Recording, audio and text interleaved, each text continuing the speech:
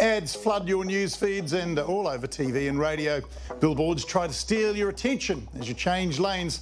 The TV debate last night, another on Thursday and again next week. It's already a bit of a sense voters are kind of tired of it all.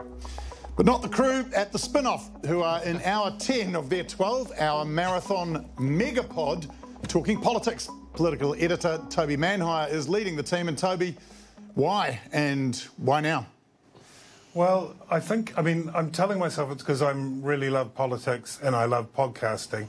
But I think in a way I'm really just letting my midlife crisis play out across 12 hours. I just feel like, are you not already being punished enough by this election? Why punish yourself even further? I know, that's a great point. I have had a few flashes of realisation that I possibly picked the least exciting election, but maybe that's why. Maybe it's what this election needs. Maybe this is the turning point. Yeah, I'm curious. Do you think that voters are getting fatigued by this?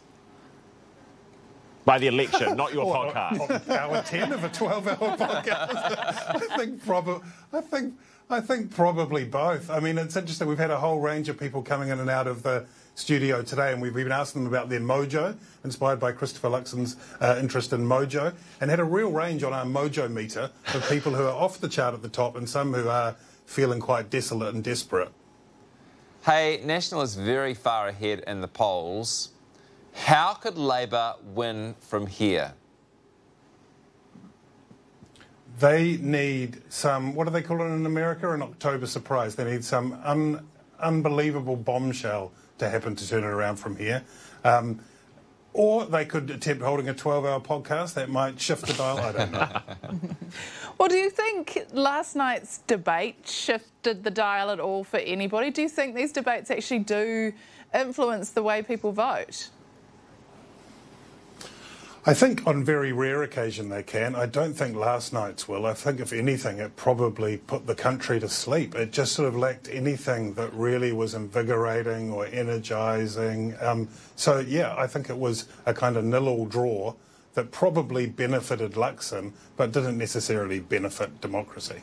Thanks very much, Toby Manhire. All the best for the rest of the podcast. Thanks for having me. Yeah, enjoyed Toby's analysis there. I watched a bit of the debate last night. I thought both Chris's came across pretty well. There was one very disappointing moment. Can I just say this?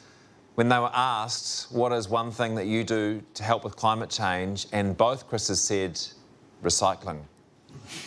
Now, these are two of the most powerful people in the country. They want to run the whole thing. These are the two people charged with saving us from climate change, with inspiring us with the great ideas, putting the milk bottle in the blue bin, and then going back to watch TV. It was not enough, guys. You've got to be thinking about it harder than this. Where are the ideas? And I hear they don't even rinse out their hummus bottles. Oh, That's what I heard. We were talking about this earlier, like maybe the boringness came from the fact that these are two very similar guys. I think maybe the exciting stuff is happening with the so-called minor parties, with the smaller parties, or they're calling them actually the power brokers, and that's where the really exciting stuff is going to happen. And they're debating here tomorrow night on 3. Okay, Anna, you can also catch up on replays of the Spinoff's 12-hour political marathon on their Gone By Lunchtime podcast page. Treat yourself to the full 12 hours.